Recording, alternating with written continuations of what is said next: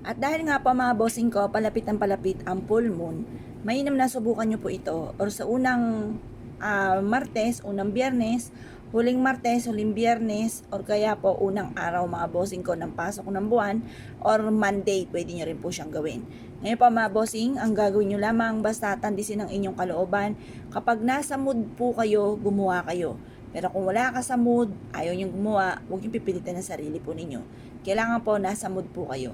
Ngayon pa mga bossing, ganito lamang po, harap ka sa may gawing silangan, sa liwanag ng sinag ng araw, or kaya sa liwanag ng sinag ng buwan, at mag-wish po kayo.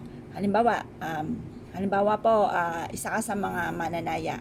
Ilagay niyo po dito ang numero na inaalagaan ninyo.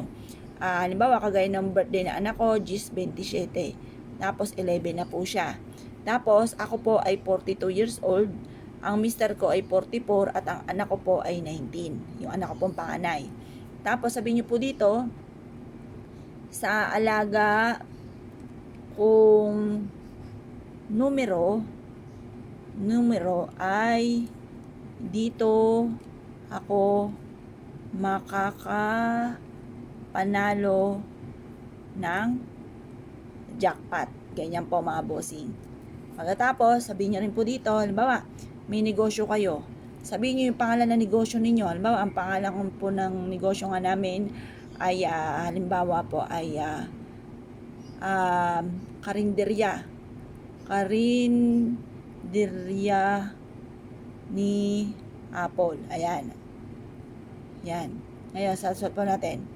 Sa negosyo ko na ito ay dito na ako yayaman. Ganyan mga bossing. Or kaya po, lagi kami karamdaman, ako ay gagaling na at magkakaroon ako ng mahabang buhay, or isa sa miyembro ng pamilya may karamdaman, isulat nyo rin po dyan, gagaling na at hindi na magkakaroon ng karamdaman, magkakaroon ng mahabang buhay, makatapos ang mga anak sa pag-aaral at magkaroon sila ng magandang buhay, malayo sa anumang kapahamakan, kayo at ang inyong buong pamilya. Ganon ang mga pag-wish. At pagkatapos mga bossing ko ay tutupiin po natin to. Yan.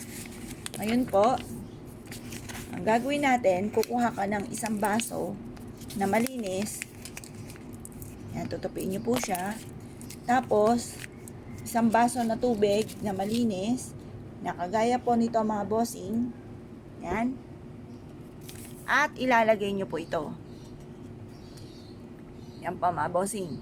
Lalagyan nyo po siyang ganyan. Tapos sabihin nyo po, magkakatotoo na lahat yung mga pangarap ninyo, sipag at syaga, double time sa pagkayod, at sa ganito mga pamamaraan, ay makaka-attract kayo ng swerte. Ngayon pa mga bossing, lagi ko pong binabanggit, lagi ko sinasabi sa video mga bossing ko, kung marami kang pangarap, marami rin ang pagkayod. Kasi baka naman po napakaraming pangarap, tapos kakaprangot ang kayod, ay nako, huwag ka nang umasa. Kung ikaw po ay masipag na tao at madiskarte at ikaw po mga bossing ko ay lagi na lang walang pera, yan ay isang malaking question mark, kaya kailangan mong gumawa ng pampaswerte. Pero kung ikaw po ay batugan, ewan sa iyo, ba't ikaw nag-iisip pa kung ba't ikaw ay walang pera? Nako, huwag ka na magtaka, napakabatugan. Ngayon pa mga bossing, basta kailangan sipag at tiyaga, lalo na kung marami kang mga pangarap sa buhay. Kung kayo po isa sa mga mahilig sa mga pampaswerte, bukod sa inyo po sipag at tiyaga at pananalig sa mga Panginoon, sabayan nyo na ganito mga pamamaraan upang sa ganon ay makamit kaagad ang mga pinapangarap. Yung mga kamalasan na maaaring nagiging hadlang kung ba't hindi tayo nagiging matagumpay, ay naitataboy po natin mga bossing.